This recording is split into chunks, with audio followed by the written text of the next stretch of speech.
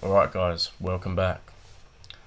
Following on from last night's release, The Car by the Arctic Monkeys, which neither of us have heard, surprisingly.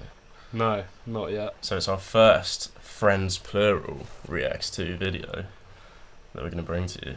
We're both going in raw this time. Exactly, so this is going to be interesting because it's just going to be real-time analysis, no preconditioned thoughts or opinions, it's just all live in the flesh. Yeah. I said we were going to do the Biggie album this week, Ready to Die, but it's going to be next week because we didn't actually know this was going to come out this week. Yeah, we kind of forgot. Yeah, we kind of forgot, like Kanye. But it's next week, so it's fine. And we just want to capitalise on this and just give it to you guys as soon as possible. Fresh, authentic Italian food, reaction.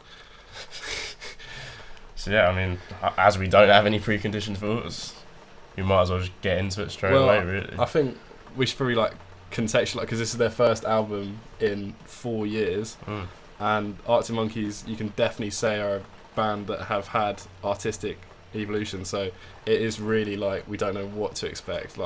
Is it going to sound like their old stuff, or is it going to be more similar to the controversial Tranquility Base Hotel and Casino?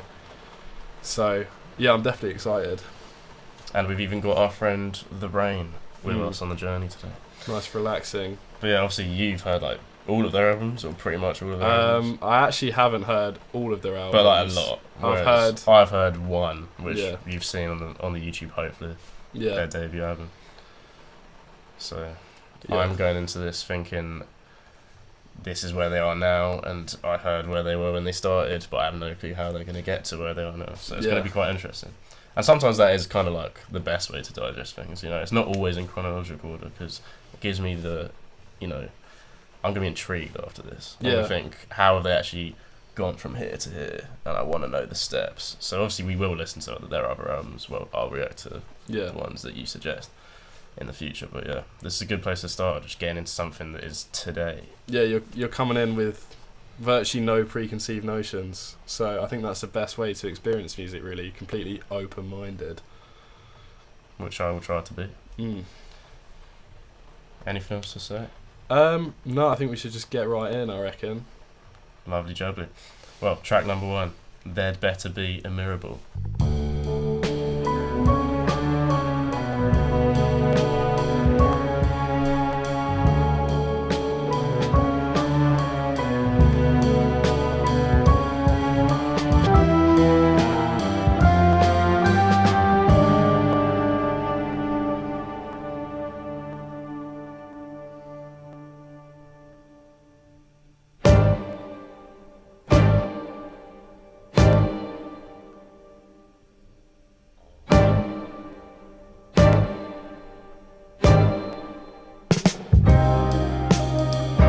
Don't get emotional, that ain't like you. Yesterday's still leaking through the roof, but that's nothing new. You're getting cynical, and that won't rose tint back on the exploded view. Darling, if I were you,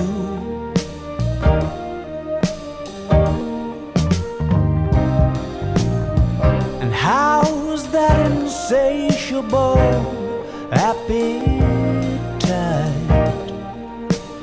So can we please be absolutely sure that there's a Mirrorball for me?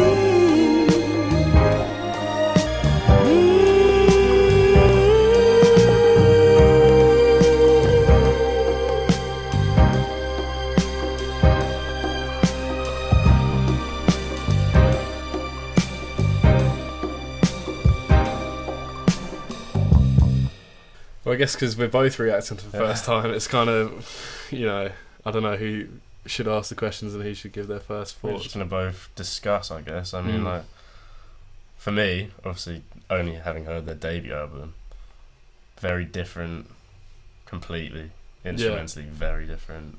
Phrasing from what's the lead singer's name? Alex Turner. Alex Turner. Phrasing completely different, like long spaces between a lot of the lines, and not a lot of lines, to be honest. Just trying to say things almost in summary. You know what I mean? Yeah. Not long verses at all, but long in time because of the long phrasing. And yeah, I mean, instrumentally, it kind of just was a completely different start, really. Yeah. No, 100%. It's definitely closer to Tranquility Base Hotel again. So I don't really want to spend the whole time drawing comparisons to previous things because I kind of want to just look at it as it is and was it a good song? And I think it was. Yeah, I enjoyed it a lot. I mean, the intro was like perfect as well. Yeah, I always didn't really give me any hint as to what it was gonna come in with, and then I was nicely surprised by the chords and the piano, jazzy kind of elements. Yeah, I felt like the first minute was it felt like a score to a film. You know? 100%. With those like three like dramatic notes, it was like boom, boom. It was like a tense like action sequence, and it kind of broke out into like this very smooth like jazz, but then the piano kept that kind of stop-startiness, and it was kind of like the drums that were keeping it, like the nice soft drums that the drums were just steady and just like keeping it moving. And I liked I think electric piano, some sort of synth maybe that was just going on throughout, just like I like that as well. I like when there's like one element that's just there the whole time and it's like everything else is built around it, and that's kind of what this was, because that was pretty much throughout the whole song. And I mean, they didn't use like many synths or pianos at all in their debut album, for example. That was a lot of just typical heavy rock, guitar, drums, bass. And it was nice when the bass came in this as well. It was really nice, smooth, subtle bass, just to pick up that extra bit as well. Yeah. But I guess we should probably think about like the album cover as well, because this definitely paints a bit of the picture that we see in front of us, I feel like, in the lyrics. Like, what does the car represent to you? It's just an empty car on the top level of a parking lot. Of a car park. It's quite like a moody album cover, isn't it? And I really like those sort of simplistic album covers. It's just there's no actual art really. It's just a picture, isn't it? So you kind of draw the conclusions from the picture, and that is the art. Yeah, it's something I could definitely like want to have on my wall. 100%. Very cool looking. But I mean, what about the fact that the car park's empty to you? Like, does that tell you anything? Symbolism. Yeah, well, cars are interesting because, I mean, a car can be quite like a lonely place. I don't know if you ever, like, if you're ever in the passenger seat of a car, look out into the motorway and you see the faces of drivers in the car. Most people actually look quite miserable when they're driving the car. I've always noticed that. I guess you're quite reflective when you're on those long journeys on the road, so everyone else is kind of just... It's probably the closest thing that your average Westerner will get to meditation, sort of like a low-focus task where they're by themselves. So, yeah, and they're quite, like, lonely, and so, like, especially, like, in America, you hear, like, lots of requests for, like, walkable cities, and places that are overly designed around a car can be quite hostile to humans, really. And it's interesting how, like, we are slaves to cars, basically. Every town that you go to in the UK is designed around cars, and our whole society is really dependent on it. Like, you think if we couldn't use cars for a day, what would happen? So, but then also cars are fun. You can have a lot of good times in a car. They are a form of transport and to get you from one place to another. And I guess the way I see the album cover is it's one car in a parking lot that's empty. And the lyrics tell me that, well, so do you want to walk me to the car? I'm sure to have a heavy heart. It's kind of telling me the end of a relationship. Is he going to basically get the dump or not? Is it going to finally end? It sounds like quite a long relationship. Like they've been together a long time. From what I can hear. And it's like, if you get in this car, or get told that you should get in this car, then you're off out of this place to your new life somewhere else. I guess it can symbolise the journey as well, because it's a vehicle of transport. And I guess the reason I think it's the end of a relationship is just the fact it's on its own in a car park. Yeah. You're leaving this place. It's not like someone's coming with you. Yeah, especially because it's sort of, you can see that it's in a city landscape. Yeah. So the car's very lonely, but he probably is surrounded by people. And that's always an interesting... For maybe people that don't want him. Exactly. Or a person that doesn't want him. So yeah, I mean, we'll find out more as we listen more, but that's kind of just the first ideas. And I feel like it would be good if we just keep like going back to the picture and like associating it with the lyrics and just building up that picture and what it means. Yeah. Just for each song. More focused on the first song, like the Mirrorball. What do you think that? Yeah, that was... I mean, I just kind of took it as like a metaphor for just... Is there going to be a little bit more like, are you going to continue? Is there just, you know, a longer future with you? Yeah, like... Or is there no Mirrorball? AKA, am I getting in the car and leaving? Yeah. But I mean, it might be a lot deeper than that. It might be to do with nothing to do with a relationship, so it's hard to know. But that's just what I've got from it. I don't know about you. What do you think? Yeah, it did seem sort of like a sad ending to a relationship. That can you walk me to the car? Like he's just trying to hold on. And to the Mirrorball is like, is there one last lifeline, or even just one last night with you? Even if it's gonna be the last night, just one more. Yeah. It's that sort of. Yeah, it sounds like he's going out sad, really. Yeah. Which you hate to see. 100%. And I guess looking at the next title of the next song, I ain't quite where I think I am. Sounds like he might be in a new place, so we'll find out. Do you think that's talking about location, or do you think that's talking about? Well, I think it's a bit of both. Mentally. Really. But I think that's the whole point in the symbolism in the picture that I'm seeing. Wow, such strong narrative themes. I know, we might as well just end the video now. I think we've just figured out the entire concept already. We've got it nailed, so we'll save you the next hour of watching and just say, yeah, we understand. Do you? Alright, let's get into track number 2. I ain't quite where I think I am.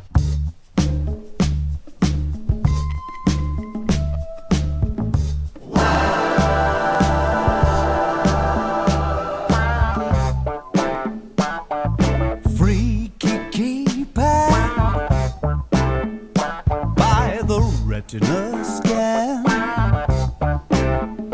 I've been given good reason to believe I ain't quite where I think I am, but it's always worth half a blast. You know the face, but you can't see past the disco strobes and the stumbling blocks. Wait, there's the other island now. Formation displays of affection fly over. I roll back and I can see both islands now.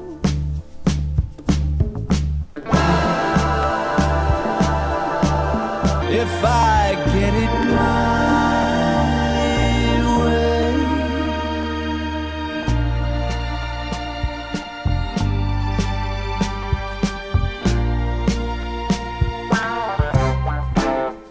looks like the Riviera is coming into land. Early predictions would seem to suggest I ain't quite where I think I am. Formation displays of affection fly over. Eyes roll back and I can see both islands now.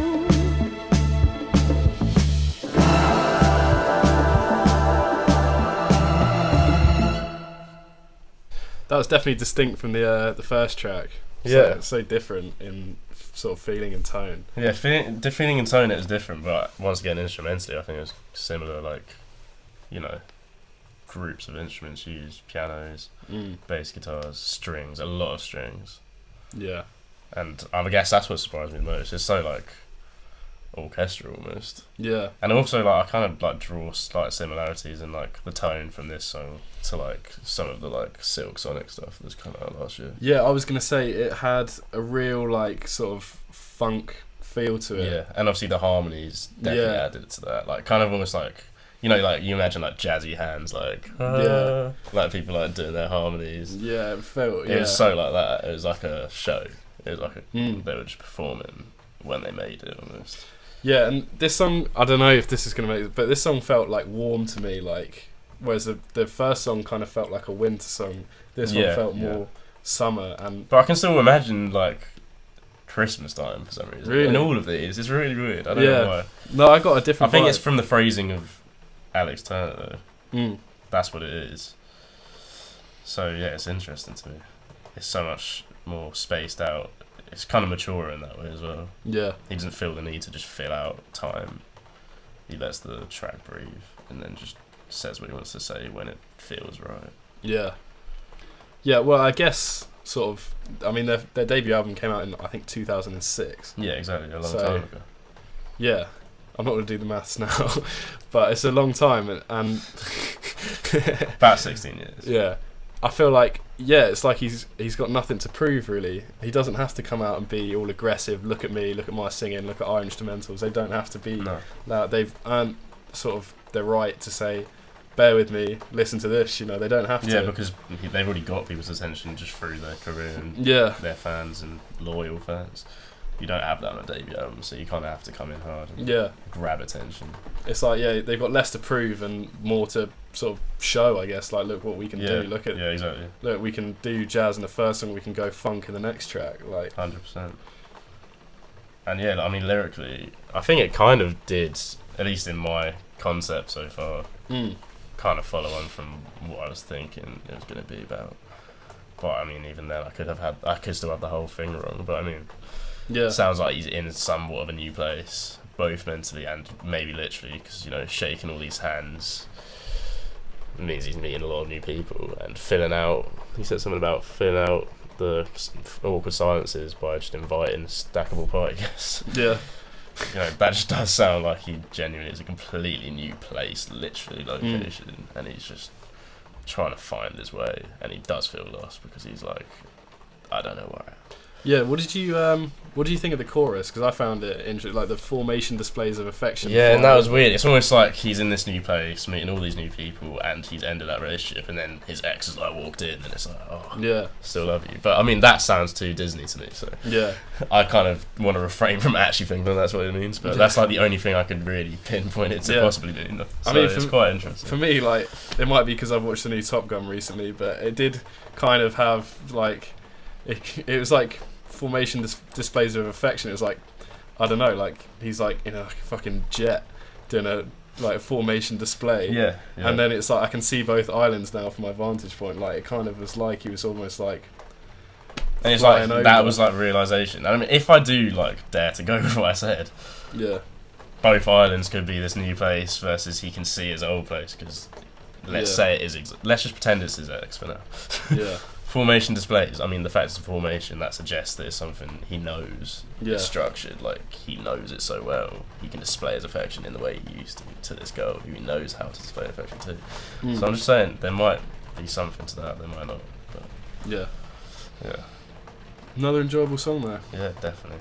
And it's very like I'm very interested to just see where it goes in terms of the concept and his mind and where he's at.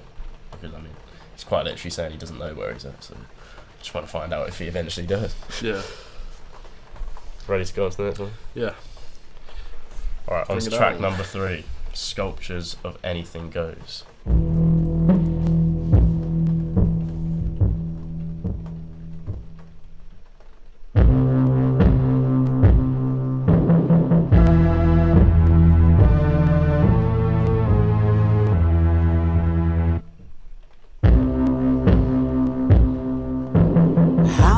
Supposed to manage my infallible beliefs while I'm sucking it to you, performing in Spanish on Italian TV. Is that vague sense of longing kinda trying to cause a scene? Guess I'm talking to you now, puncturing your bubble of relatability with your horrible new sound. Baby, those messages ain't what they used to be. When you said 'em out loud, blank canvases lent against gallery walls, flowing towards sculptures of anything goes.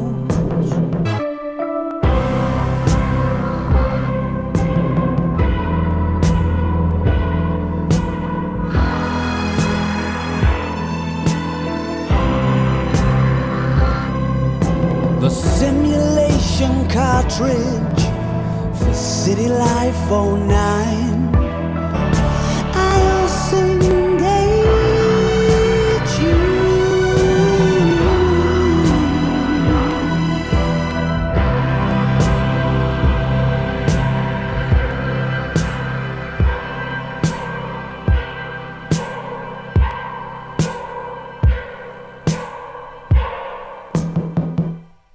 Every song has definitely been different tone so far. Let's put it that way. That one was really like dark instrumental. Yeah, and a very cinematic though. Like it kind of lightened up a little bit towards the end, like in that last chorus going into the last verse. But then once again in the end, like went dark again. Yeah. Did this give you any sort of like trilogy vibes? It did. Yeah. It's because of all the distortion. Like it's almost like they found a way to distort every single instrument, including the drums, apart from the strings, which is when it literally brightened up. To be fair. Yeah. And they're using the strings really wisely. To be fair, so far on this album. Just kind of like that's where it felt cinematic, and that's where it felt more like a film score again. Yeah, no, I agree, like definitely. Throughout the whole of it until then, it was just a lot of trilogy vibes. I was really thinking that the whole time. Yeah, no, I'm glad you agree. Yeah. Which I love, by the way. So yeah, definitely not against it. Yeah, 100. And I found some of the lyrics in the second verse interesting, I think. Because yeah, he says, 100%. That's the one I found the most interesting. He said, "Guess I'm talking to you now." I think he's talking to like us, the audience, and that. Where he says, "Puncturing your bubble of relatability with your horrible new sound."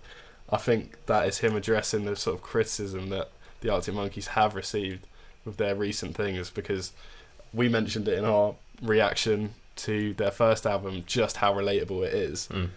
And I think a lot of artists get this criticism as they sort of lose the relatability as they get more into stardom, and I think it's just naturally going to happen, because if you are a mega famous super rock star, then you aren't going to be able to relate as much to the average person as when you were 17. You know, you can't just go to the pub or anything like that.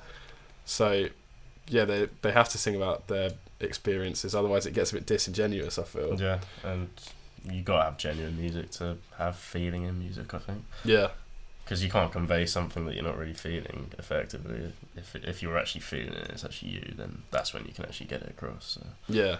I'm definitely against us just trying to do something different or old that isn't them anymore. I don't think there's much point to it at all. Yeah, if he was still singing about the rowdy nights out, if you get old, everyone would be like, years oh, on. well, I still prefer the first time you did it anyway. So, I mean, everyone complains, but you'd be complaining about something else if you did something else. So it's kind of how it is. But, like, when you said, you know, the fact you might be talking to us, but I still think there's a way that it could be both at the same time. You could be addressing the criticism, but also, if he is talking to this girl again now, let's say it's months after, and they've, like, stumbled across each other. Yeah. She sounds horrible now, because she's changed or whatever. Yeah. She punctured her relatability in a sense. And it's the way it's the fact he says baby, that's what makes me think it's not just about us. It's definitely about a girl as well. And yeah, just a lot of reflection. Those mixed messages ain't what they used to be when you said them out loud. Yeah. So I don't know. No, definitely. I think you might have it there. Some levels and layers to everything he's saying, to be honest. He's leaving it mysterious, he's leaving it up to us. Yeah. So yeah, and blank canvases lent against gallery walls. I was trying to kind of figure out what he actually was trying to convey through that, but obviously you can't really determine what a blank canvas is conveying because it is a blank canvas. But I guess that's the point. It's in the gallery walls though, so it's unfinished artwork in a place where you're used to seeing not blank canvases, unless you're going to a very postmodernist and the way he galleries. says flowing towards sculptures of anything goes. Like he doesn't not know where these canvases are gonna go. He doesn't know what the end product's gonna be. Yeah, because he doesn't even know where his head's at, and like it's just gonna go wherever it goes. Really. Yeah, he's kind of painting a picture of sort of like a chaotic mansion that is his mind. And maybe that is what this album is. It's just he never really had a plan for the concept. The concept was just trying to find himself through making the music. Yeah, different explorations of various sounds. Yeah, because it has been different so far, each track, so definitely falls into the idea that he didn't have like a specific plan, let's put it that way. Yeah, and maybe the car is him journeying around these different sounds and emotions, or something like that. I don't know. Maybe the engine's breaking because he's been driving so long, hence the distortion. Yeah. Maybe he's trying to change gear into something else. But his second gear's a bit sticky. Yeah, a bit sticky. His clutch control might not be the best. Might be blasting the music loud so it's distorted in the car as well. Might have broken speakers. Alright, let's stop now. I hope you know we're joking. Yeah. We're not that funny though, to be fair, so it's pretty not easy to tell. Ready to get on? Yeah. Alright, on to track number 4. Jet skis on the moat. That's an interesting piece of imagery, I feel. Does he live on a castle now? Yeah. In a castle? Yeah. On a castle? On a castle. Just stands on top of it. Just on the wall. in the breeze. Man's on the battlements. Jet skis on the moat. They shot it all in cinema scope, as though it's the last time you're gonna ride.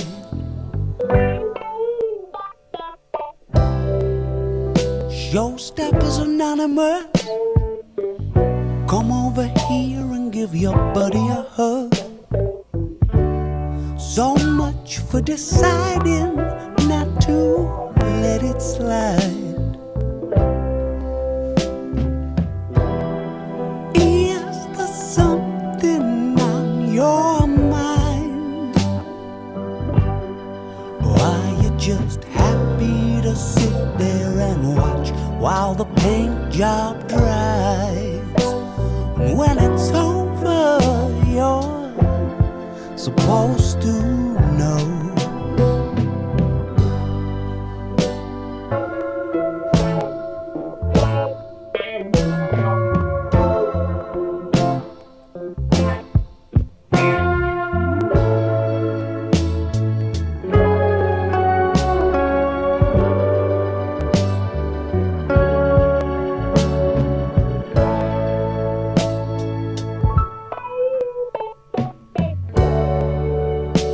Jet skis on the moat. They shot it all in cinema scope, as though it's the last time you're gonna ride.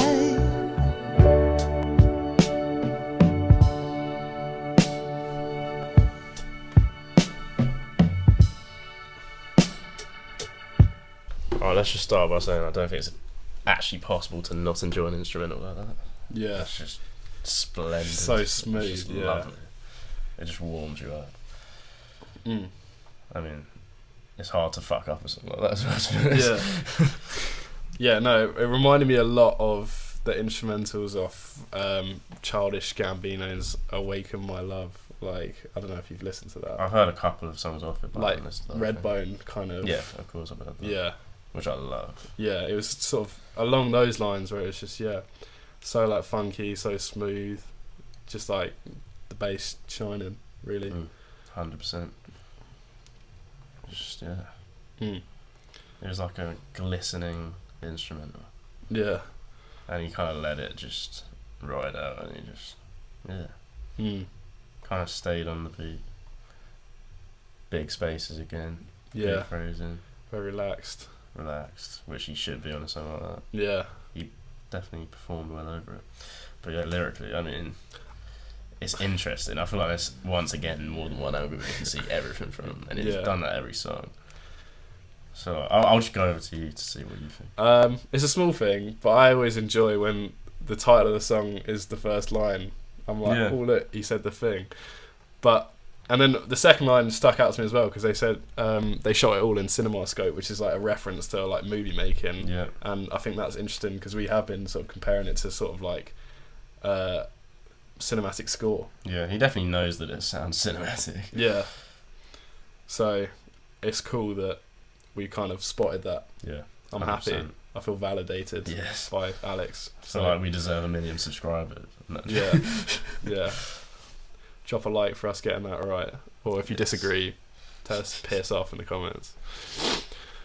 But yeah, I just some of the imagery in the chorus as well. Are you just happy to sit there and watch the paint job while the paint job dries? Yeah, that's the line I feel like I could take a lot of angles from.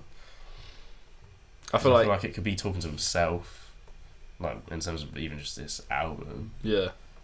Just like not knowing where it's going. And obviously when it's over you're supposed to know. It's almost like he's telling himself like you're supposed to know when it's over. Yeah. And then there's also the other angle of the relationship potentially. Are you just happy to sit there and watch this relationship finish even though to me, from his angle, it doesn't seem finished. Yeah. And you're supposed to know when it's over. Maybe that means she's trying to reconnect now.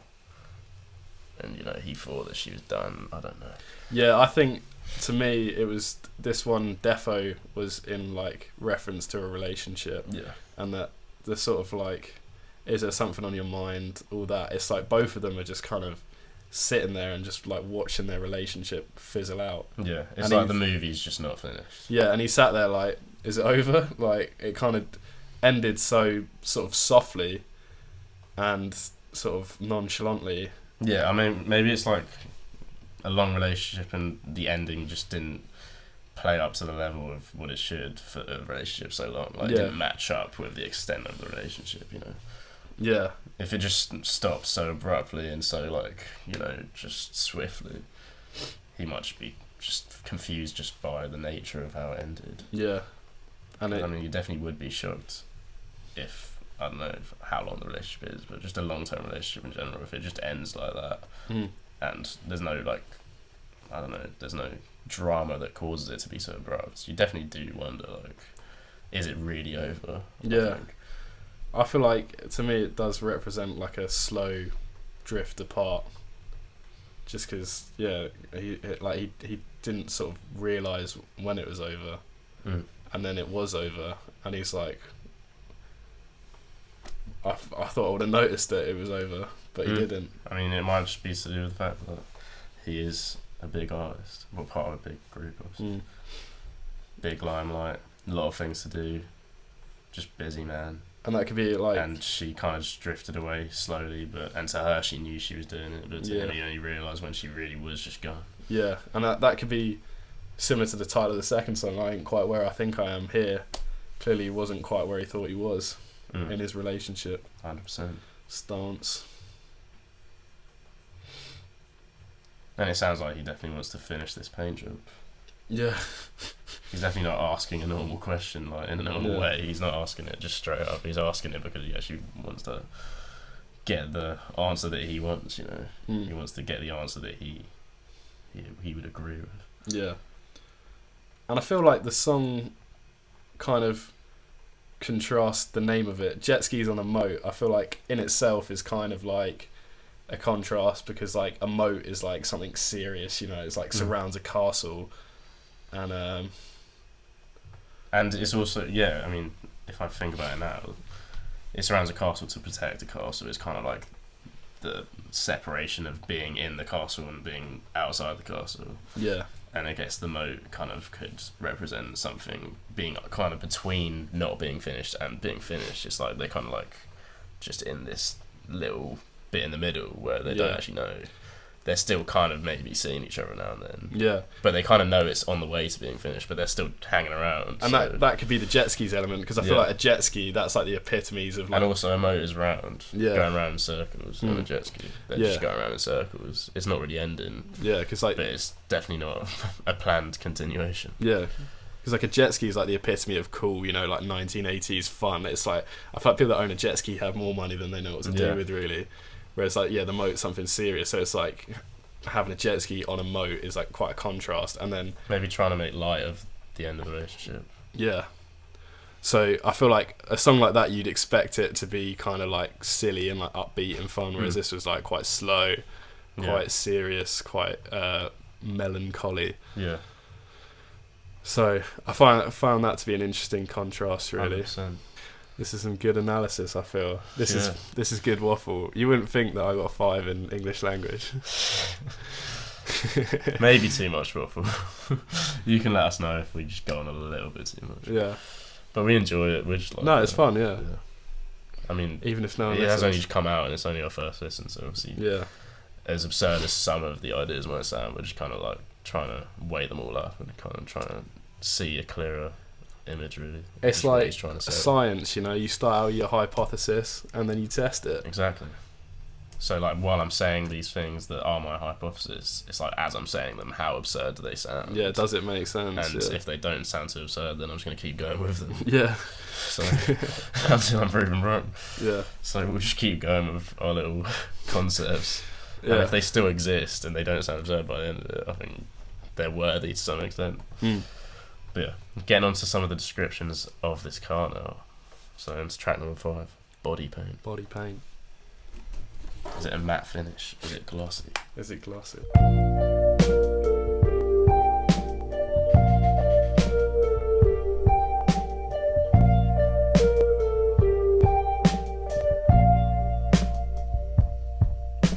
For a master of deception and subterfuge, you've made yourself quite the bed to lie in.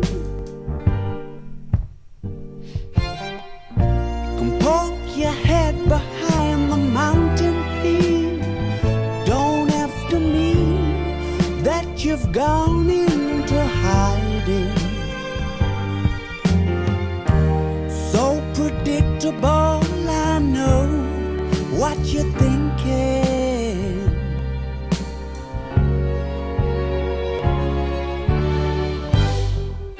I'm watching your every move. I feel the tears are coming on. It won't be long. It won't be long.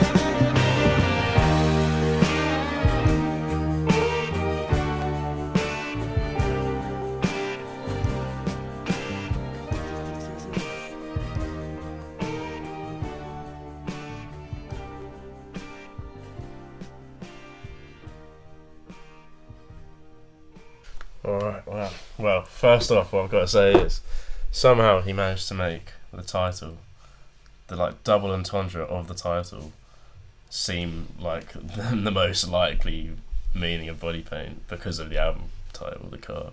Yeah. To the point where I just assumed he was going to talk about the body paint of the car, but no. It's body paint on a, literal body paint. On a person, yeah. So, cheeky from him. Yeah. Cheeky. Played us. I mean, I say from him, it might be the whole band deciding the titles. Yeah. But I don't know. I don't know how they operate in terms of the lyrics, to be fair. Bit of a subversion of expectations. Yeah. Caught me out. Mm. But yeah, I mean, that was quite long compared to the others. Yeah, I Let noticed it that. ride out at the end. I thought it was a really really nice instrumental all the way through. Yeah, and once again strings again. Yeah, the strings. I don't think there's been a single song where he hasn't used. Well, I keep saying he. I need to stop doing that. They all It's a team deserve effort. credit, It's especially a team instrumentally. Yeah. I very much doubt he was on the strings, to be fair. No. But yeah, it's just always working for me. Yeah, it I like. Always lifts up the track just when you think it's coming to an end, and just gives it one more spin.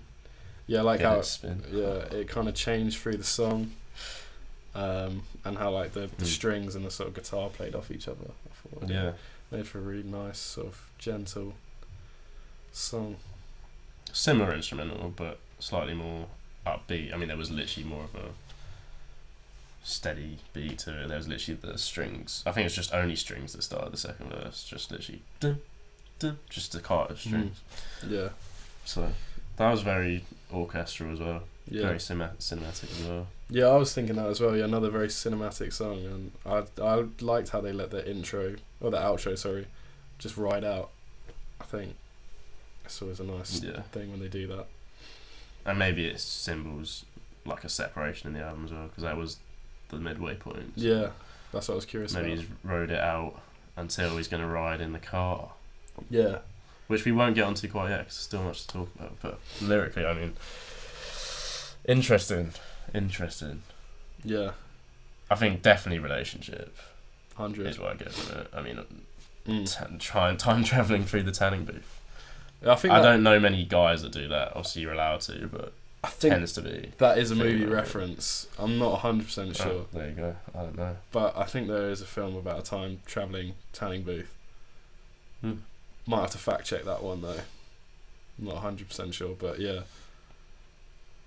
But yeah, it's interesting. For a master of deception and subterfuge. I don't even know what subterfuge means, but I'm assuming the "and" means it means something to do with deception. So I'm just going to go off the word deception. It's quite a science word, if I had to predict.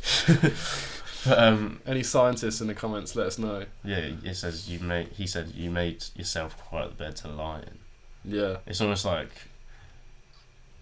because he says so predictable. I know what you're thinking in the chorus. It's almost like he knows that this girl does still want him. Yeah. But she managed to make him think that it was over. Yeah. But deep down, maybe she's actually just thriving off of the fact that the seriousness has kind of left the relationship, but it's still thriving off the fact that she still has him there and in her life. Maybe that's the case. What do you think of the second verse when he said, "My teeth are beating"? What do you think that means? I couldn't tell you if I'm totally honest. Yeah. From the context, I guess it's to do with nerves. Like, my teeth. I mean, they're both hyperactive things, aren't they? Yeah. Knees are weak when you're really anxious. Can't really walk properly sometimes. You feel heavy. So yeah, probably to do with just anticipation is just what I got from it overall. I thought you meant more specifically like a metaphor behind it. No, I was just wondering because. No, yeah, I think anticipation, maybe for her to come back into his life for certain, at least from his perspective. Could be something like that. I mean, and the way he says you poke your head behind the mountain peak doesn't have to mean you've gone into hiding. That kind of falls into what I was saying. Maybe she suggested that the relationship was over and all the serious elements and pressure of the relationship are over. So maybe it's like almost an open relationship in that sense, because the relationship is over, but they're still seeing each other a bit. But obviously, therefore, they can also see others as well because they're not actually together. But like, it's almost like that. The mountain peak is the end of the relationship. It's reached its peak, or at least she might think that it had. And that he's just saying clearly that doesn't have to mean you've gone into hiding, because she's still here. She's still in his life to some extent. Yeah. Alright, going into track number 6, the title track, The Car.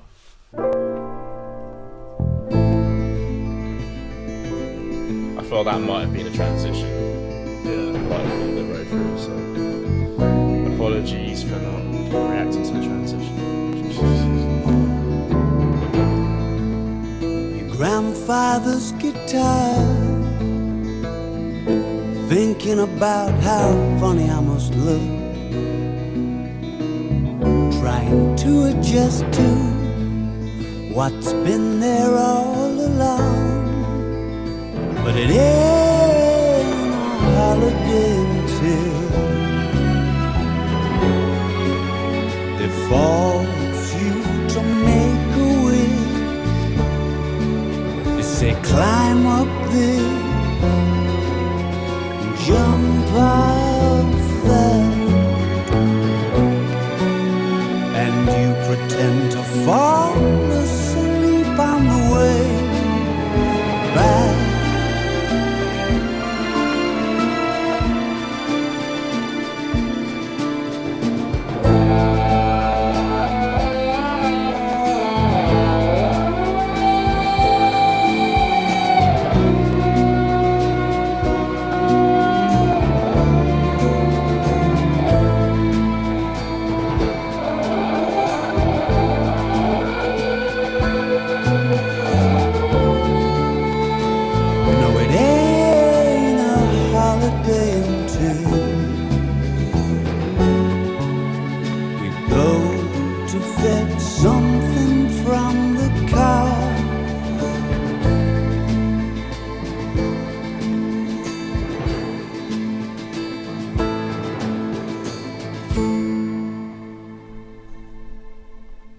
You start.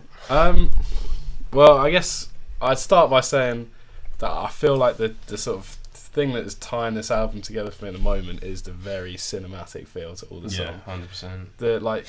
The first sort of like until the strings came in and like the sort of electric guitar, it felt like sort of the score from like a western, pulled like straight from a Clint Eastwood film or something like that.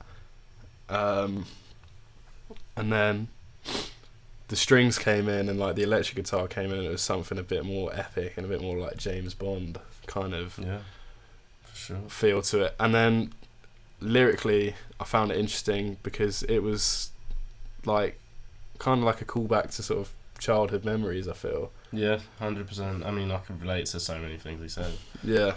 Just like finding things to climb and what do you say?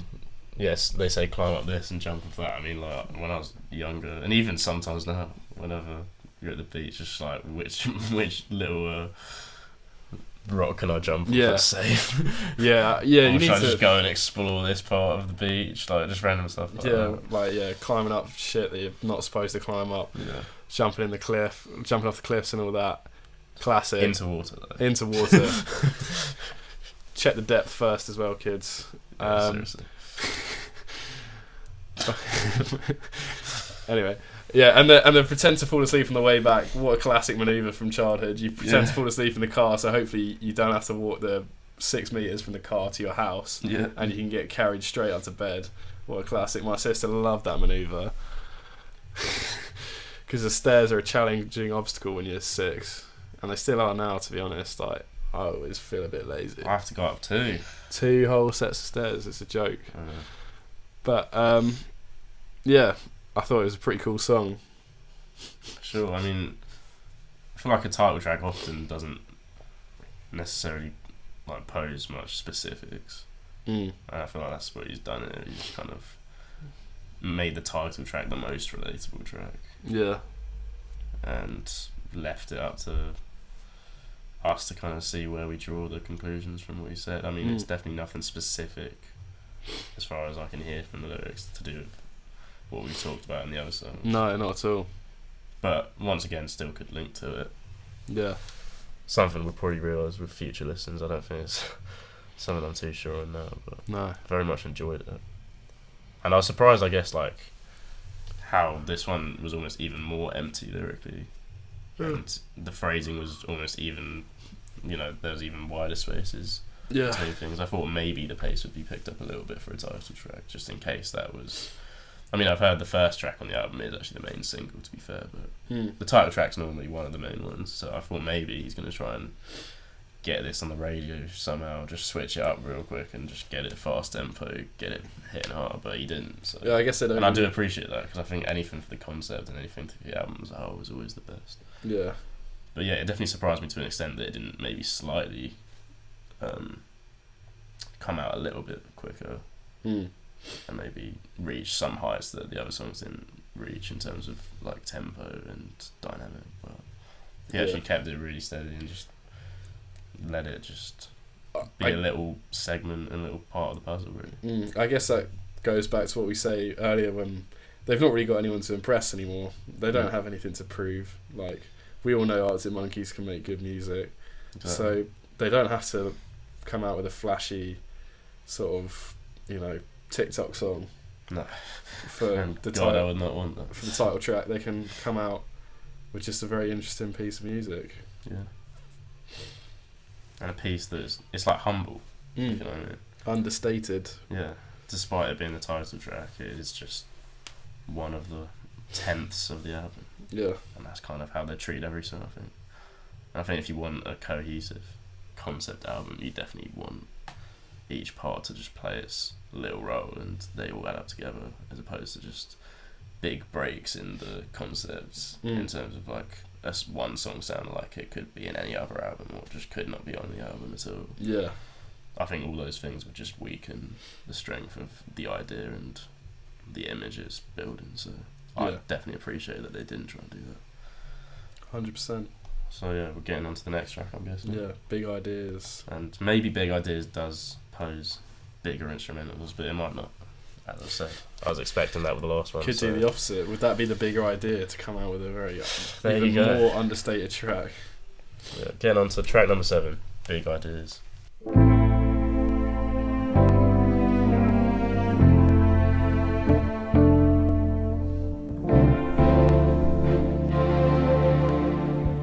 That's quite a number to sing.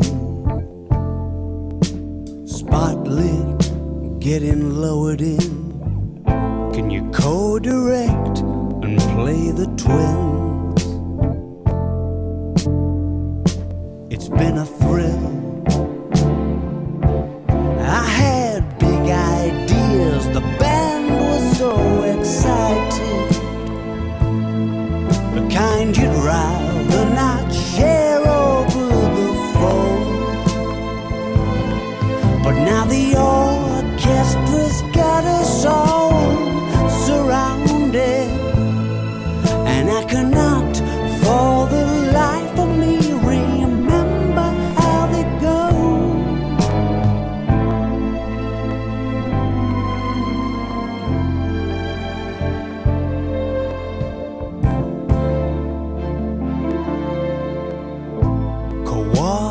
Coordinated release, nationwide festivities. We had 'em out of their seats,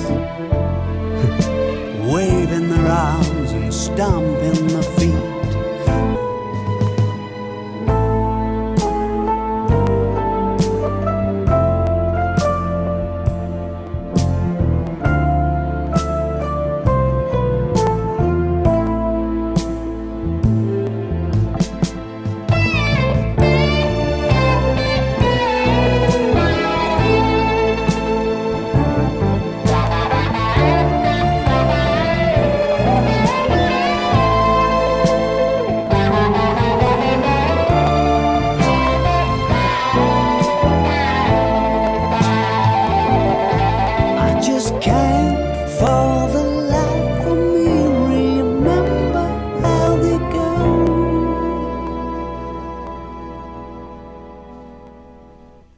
Very interesting.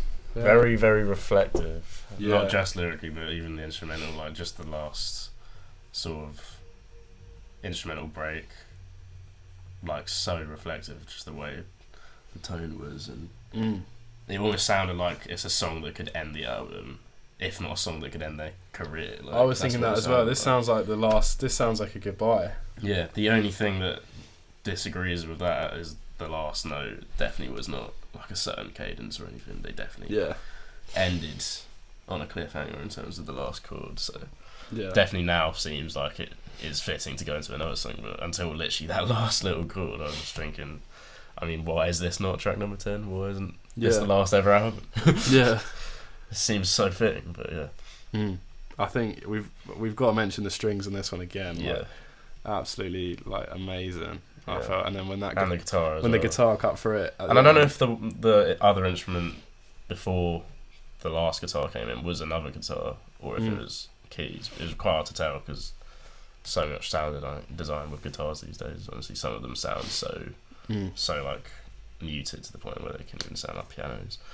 But I thought it was beautiful. Yeah. Just all the melodies. Yeah. It's beautiful. And then, yeah, I guess lyrically, like this one seems like, yeah, defo talking to the audience and definitely reflecting on how their career has kind of, the ups and downs of it really. Yeah. Where he's talking about, like, that second verse where he's talking about, you know, coordinated releases, having the nation on their feet.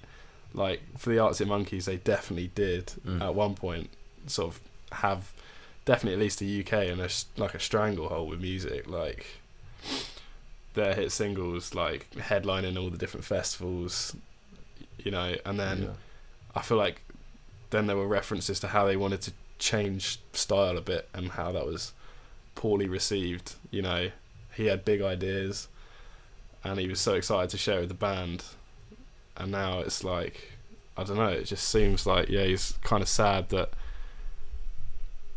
taking it in different directions has not paid off for them really commercially, or not got them the same love that their old music has given them.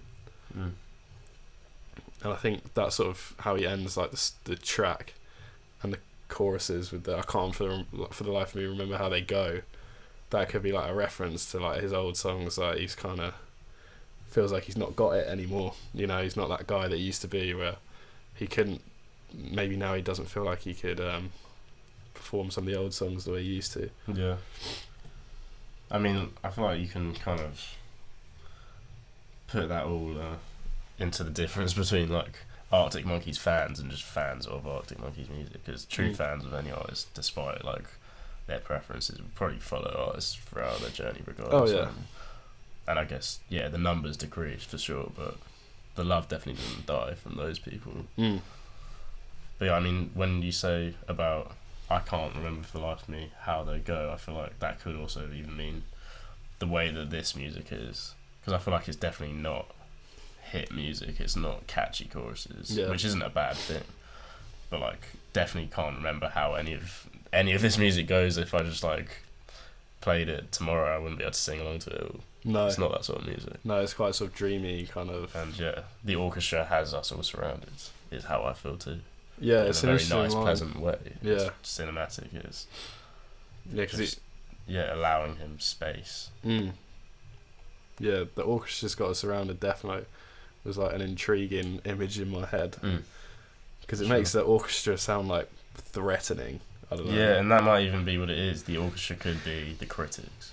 Yeah, he's talking about the band and how they're surrounded by the orchestra. Yeah, but now he's also meaning literally as well, because of the style of the music as well. Yeah, because it could be to do with the fact that like he's kind of become more, or they've become more interested in straying away from rock and going into more strings and more like orchestral sounds, and it feels like this is the music they want to make and they're surrounded by it, but it's not what the people want to hear. Yeah.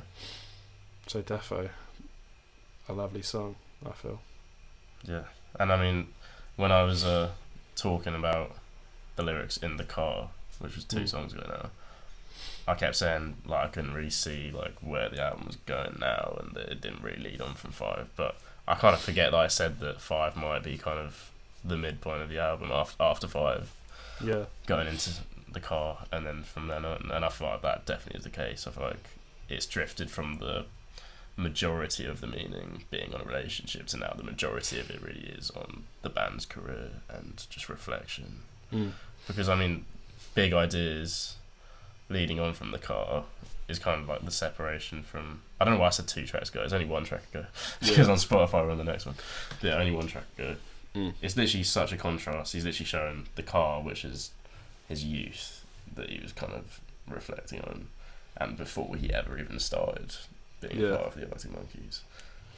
And then Big Ideas, he's gone to the complete other end of the timeline, really. Yeah. And now he's just looking back at very true what they've already done. So it's created a really nice image and a lot of reflection. One more relatable than the other because we aren't rock stars ourselves. No. But yeah. he's definitely like covered everything he could cover possibly in 2 songs in terms of where he came from and where he is now. Yeah, and where they came from, where they are now. I keep saying it. Yeah.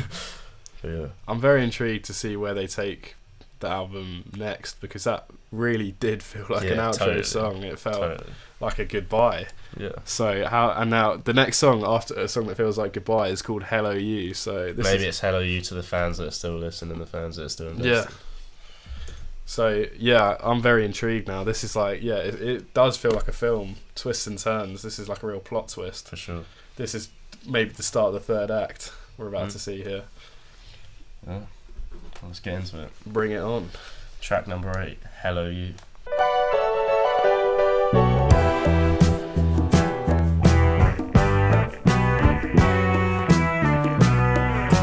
Lego Napoleon movie, written in noble gas-filled glass tubes, underlined in sparks. I'll admit it's elaborate for a waking thought, vortex to vortex, the business they call show hasn't ever been this pumped up before. Hello, you.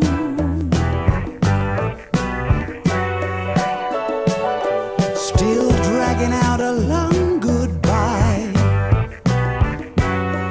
I ought to apologize.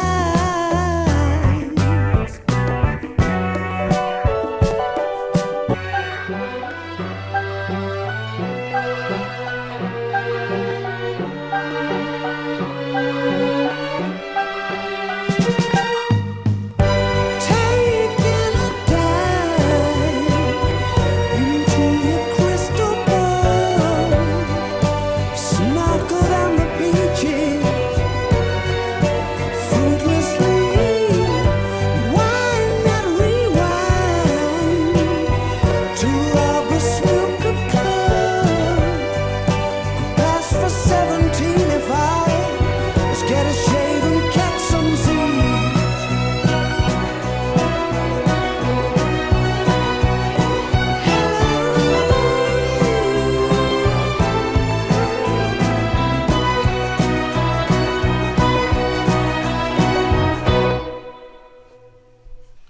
Wow, I feel like there's quite a lot to unpack. Mm. It was definitely a bit more upbeat. Yeah. Especially that last chorus, the instrumentation, like really like brightened up a lot. Yeah, I think we I both. closed my eyes for a couple seconds because it was just such a nice sound. Yeah, I think we both really enjoyed the chorus with Yeah. the way that it was like the guitar came in and then like the piano like responded to it and then the guitar came back and it was really cool. And then, the strings again at the end, just bringing it to another level. But yeah, I mean, the title of the track's really like contrasting because it still feels like such a goodbye Defo. and so reflective. Obviously, it's called Hello You. Yeah. And I mean, it's almost. I mean, a lot of it is also contrasting the goodbye itself because he's saying, still dragging out a long goodbye. I ought to apologise for one of the last times. And I found that quite funny because he knows himself that it's not the last time because he just can't get away from it. It's what he loves. Maybe it's like he's trying to say that they should probably end the band now and that they've done enough. Yeah. But they just can't help but just carry on because it's just them. I feel like there's an urge that they want to relive the past as well. And he was saying I can still pass for 17. Yeah, exactly. But that also it gave me a slight thought of maybe that's his idea of retirement. You know, he's gone on all these. I don't know what he said. I've snorkeled on the beaches fruitlessly. Like he's experienced all of the beauties of his like freedom he's got from being, you know, wealthy. Let's not lie. And doing really like exotic things and like seeing parts of the world that his younger self would have been so far away from. Yeah. And now he feels like he's seen everything Yeah, that maybe he wanted to see when he was a kid. Yeah. And now all he wants to see is his old self and his old experiences in his own town. Like Rawborough Snooker Club, I'm guessing that might be the snooker club in his hometown. Yeah, kind of like he's moved out to LA or whatever, lived that life, but actually what he really wants is to be back in Sheffield. Exactly. What a place. Shout I mean, out. maybe we should search up Rawborough Snooker Club afterwards to see if that is indeed in Sheffield. Yeah. But I mean, I don't see why it wouldn't be, let's put it that way. I think we can quite safely assume that he's been there before. from the way he's talking about it. But the way it's a rewind. Yeah. But yeah, it's just so interesting, the contrast. No, I think that the emphasis on the strings is really nice for me. I feel like this is defo an album that I could kind of put on when I'm like going to bed and just like just float on it, just kind of get lost in the music and how sort of just satisfying it all is to listen to. And this was probably my favourite vocal performance so far, because if I have to say, like, I feel like if there's been anything that's been lackluster so far, it has been some of like the vocal deliveries. I feel like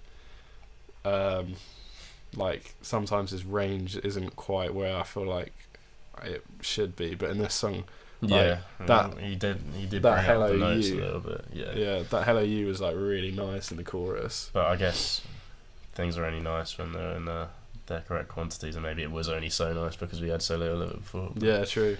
Yeah, no, I do agree. Like, I definitely could have preferred a little bit more of a vocal range on some of the other songs, and maybe some songs with slightly different phrasing and slightly less big gaps in between. But yeah, that's just the aim of the album. I mean, that's what he's gone for. So. Yeah, because he's definitely been.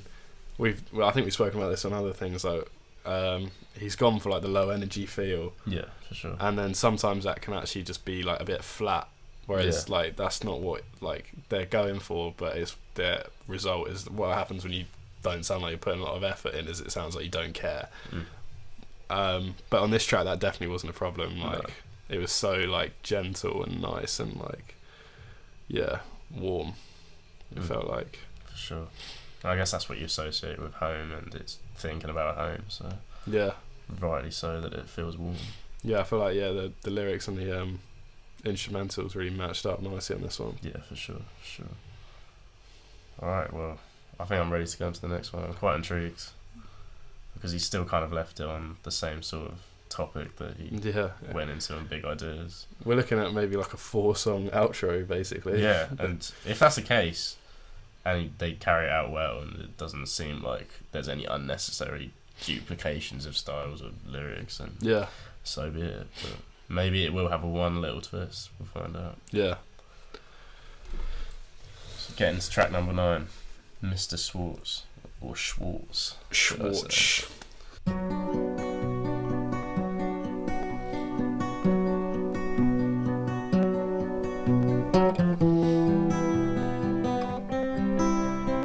Put your heavy metal to the test. There might be half a love song in it all for you.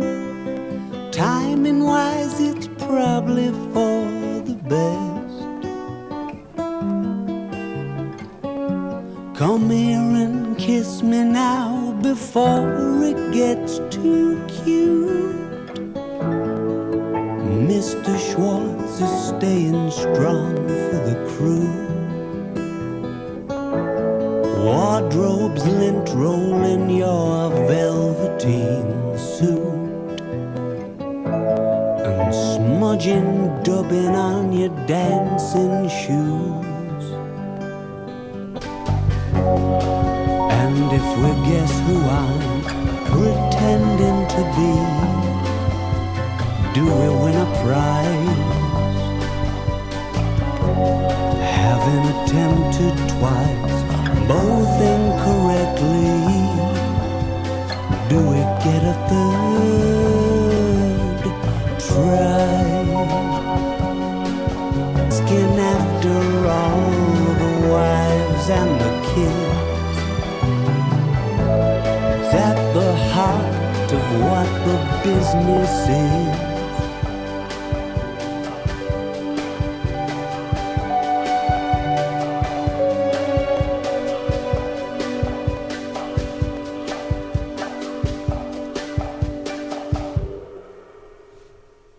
For sure, an interesting track. But I feel I need to get something off my chest in this one. I feel like I'm a bit disappointed in it, to be honest.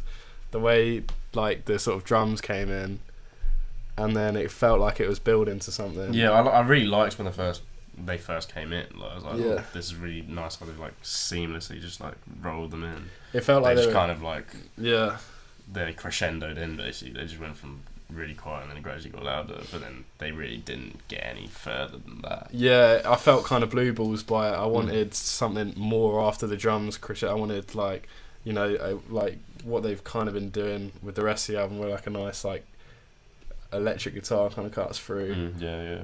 But there was none of that. It kind of just rolled out, and like maybe on like second and third listens, like when I know not to expect a big crescendo, I'll like it more. But on this listen, I did feel a bit disappointed.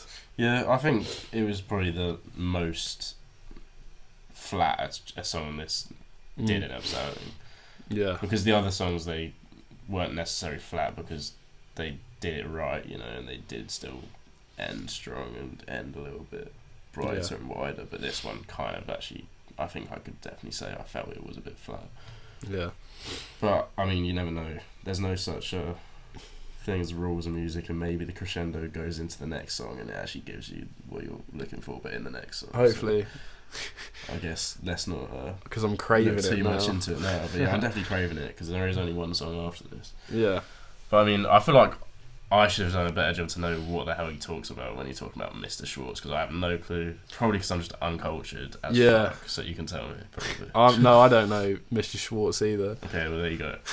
Both uncultured, living under a rock, maybe. Or maybe it is just something really random no one knows. But I don't know, I feel like it must be something. It's highlighted in the Genius. Do we dare to look? Or but we don't do that. Does that spoil the authenticity? And also it spoils the potential for you guys to just tell us, and I'd love for you to tell us in the comments. Yeah.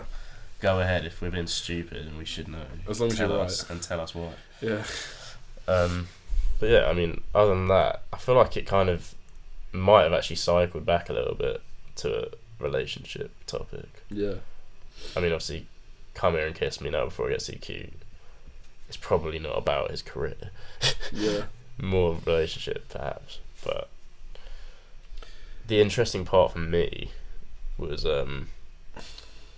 when he said, having attempted twice, both incorrectly, do we get a third try? And like, I don't know, obviously, because I haven't listened to all of their other music apart from their debut album. I don't know if it was two albums that got heavy criticism that were both a different style, and this is the third time he's doing a different style and seeing if people like it, if that's a part of it. Yeah. But what I will say, from what I can actually gather, is if this is kind of to do with the relationship topic that we were talking about earlier, it's almost like, you know, he got the relationship wrong in the first place, which led her to make a choice, and then maybe she made a mistake there, and maybe they became too distant and they both realised they do still want it, and she actually realised that as well. Interesting. And maybe this is the third try in that sense, but, you know, yeah, can't read much into it. He's only mentioned a couple of numbers, so yeah, I don't know. But yeah, that's all I can really gauge from this. There's a lot of sort of metaphors going on which I couldn't really pinpoint, like gloved hands reaching it to hit the switch. Yeah, it's quite cryptic. Wardrobe lint rolling your velveteen suit, you're smudging, dabbing on your dancing shoes. Like, it's just, yeah, it's very cryptic. I think probably the most cryptic so far. And I think because the instrumental was perhaps the flattest so far, the fact that the cryptic nature of the lyrics kind of did feed into it feeling more and more flat, because I couldn't really focus on the meaning as much. So then I tried to focus on the music as a result, and then there was just not much change there. So yeah, might be the downfall of it. My ears did prick up when I heard Dancing Shoes, because obviously that's one of their like bigger songs as well. So I don't know if that was a callback to that a little bit, because the way he like delivered it as well, it kind of did. I didn't say dancing, he did say dance in. I mean, that could just be to do with his accent, but I feel like it is a reference to the song, maybe. Perhaps. Yeah. Getting into the ultimate track, as I love to say. Track number 10, Perfect Sense.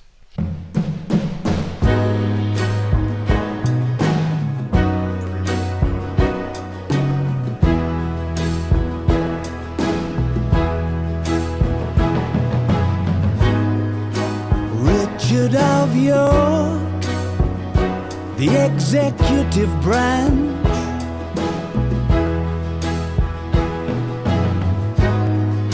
having some armor packed.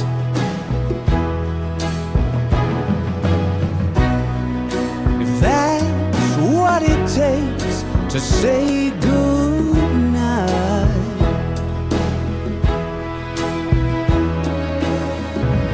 sometimes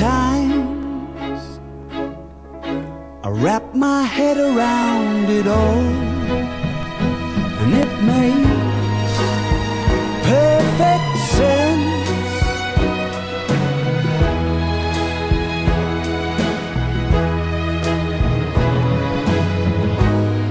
Keep reminding me that it ain't a race. When my invincible streak turns on to the final straight, and that's what it takes.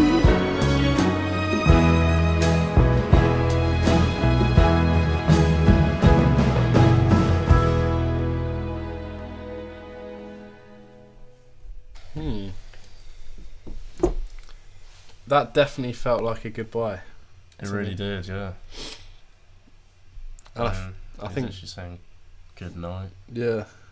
Perfect sense, and obviously you've got perfect sense that this is the right time to say goodbye. Is kind of what you've been saying. Yeah. Yeah, what were you going to say? I kind of interrupted you. No, it's all good. It's all good. Yeah, it just felt like I feel like the whole cinematic feel of the album kind of plays into this sort of dramatic goodbye, and this song again. Yeah, it felt like something from the score of the third act of a film.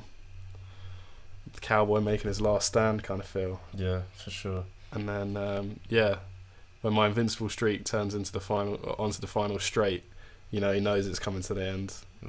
And the car on the final straight of a race. Exactly. He's saying, reminding me that it isn't a race. Yeah.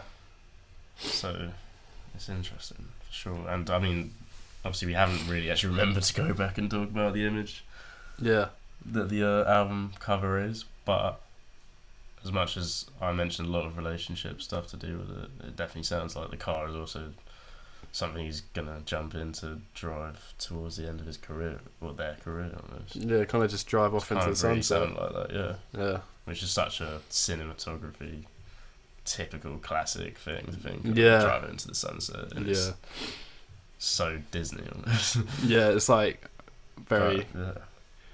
Not cliche because that's the wrong word, but sort of classic. Yeah. Classic would be the word I'd use. Sort of. Yeah, for sure. Yeah, Western. And definitely relatable.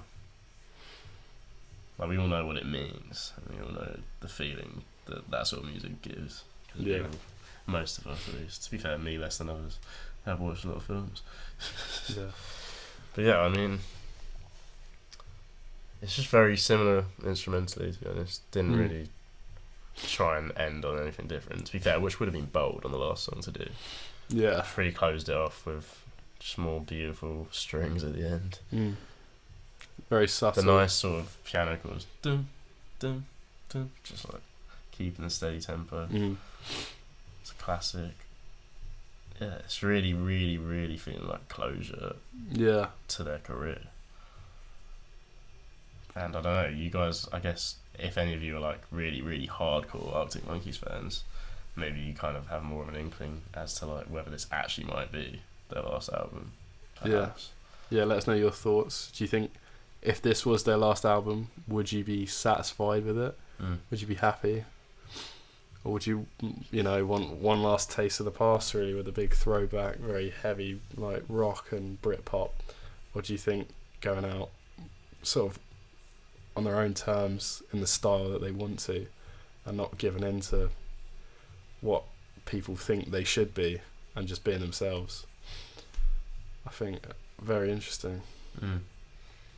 But I feel like the emotions they're conveying and the feelings that the Alex is like mentioning throughout, I don't think that could really be displayed on the sort of style, their own style. I don't think it really would have conveyed, because they're very like introspective thoughts, very reflective, and very sort of just emotional. Really, just overall, like it's all very deep and very to the heart. So I don't think it really would have fitted, in my opinion, if they did. No, I think that's a very fair point. But yeah, it's just all been really interesting. I mean, we might as well talk about the whole album now, because I don't think the last song had as much specific context to add. It was kind of just a summary, really. Yeah. A finale and just closing off all of the ideas I mentioned. It kind of made perfect sense for it to be the ending. Indeed. Although big ideas, as we said before. Yeah. If that last chord was a certain cadence, maybe that would have been the last one. But yeah, I mean, we'll get onto the whole album. I mean, are you ready to just whack out a rating, or do you need to talk about it a little bit? Stick a number on it. I feel like I could give it a number, but what would that number be? My reasoning isn't very solid. Well, I mean, we can't expect that, can we? It's our first listen.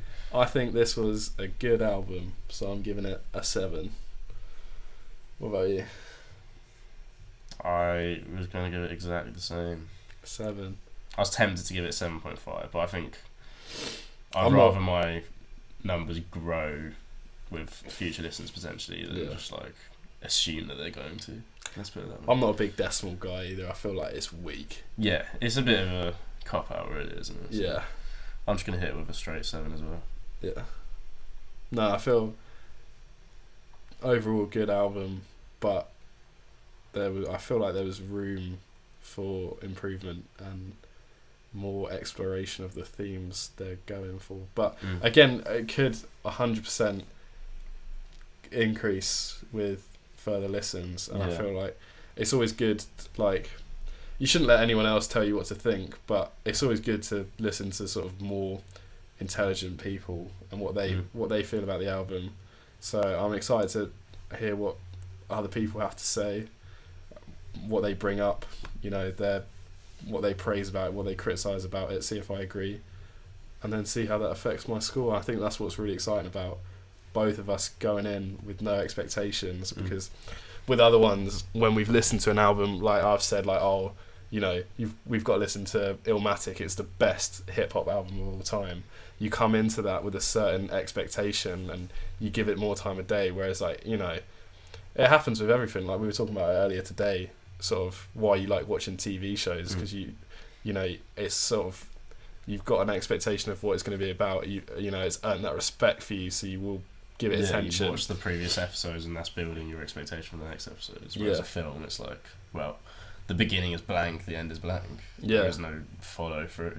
Yeah. Unless it's a series of films, of course. But and like, I feel like so many times, like whenever you consume any kind of media, what you've heard about it before kind of gives you preconceived notions about it. Like when you like sit down to watch Pulp Fiction, it's so hard to escape the fact that everyone tells you it's the best film they've ever watched. So obviously you're going to come away with it with that feeling of, you know, oh, that was amazing, you know. Yeah, you're going to be biased to the assumption you've gone in with, even if your actual true opinion might stretch a little bit further from that assumption. You're definitely going to round up more than round down. Yeah, it's that of your opinions. That feeling of, you know, the Emperor's New Clothes, that everyone's agreed. Look how fantastic that is. When sometimes, like, you'll come away thinking that was actually bullshit, but you're scared to say it. Like, yeah, of course. Not actually a big fan of Goodfellas. I don't know any film fanatics out there watching.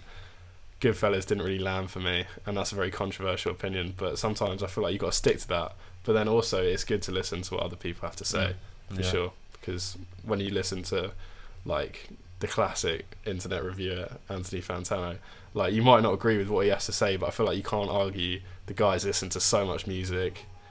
He's studied. He's put in his hours to.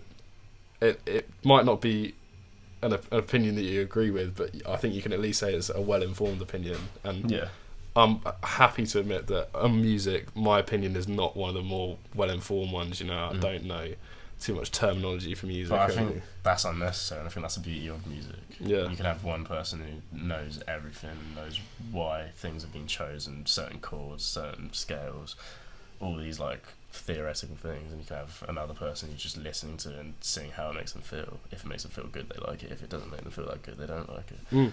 And, like, sometimes the simplicity of your feeling can actually just convey a, like, more accurate opinion, really, at the end of the day. Because if you're in touch with how it makes you feel, then you'll definitely know if you like it or not. Whereas if you're just looking for things that typically good music have, and you think, oh well, it's got all these things, and this is really, this is really complicated, this is really complex, it's really skillful, so it must be really good. Then you actually kind of gauge more bias, I think. You're losing what it's about. I definitely agree. So I've never thought that's a problem. Like, I mean, before you start the channel, you're always unsure because you're like, I don't know if I know enough music terminology. I don't know if I have enough of well-informed opinion. But most of my favourite music reaction channels, I wouldn't say they have huge music backgrounds. I mean, maybe they know a little bit here and there, but I quite like just watching people just get happy when they hear an album that I like, for example. Yeah. And just it feels good and they just enjoy it just for what it sounds like, and they don't know how to explain it. They just think it sounds bloody good. Yeah. I think that's a beautiful thing. But I think that's a good place to close off the video, really. Yeah, a bit of a tangent. Good album. Enjoyed it. Can't wait to listen to it a bit more. Yeah, for sure. And I mean, we might update you if you want that. Yeah. So let us know what you think as well. If you're listening to it now, you're in the same boat as us, where you don't really know what anyone else is saying. You've got no preconceived notions.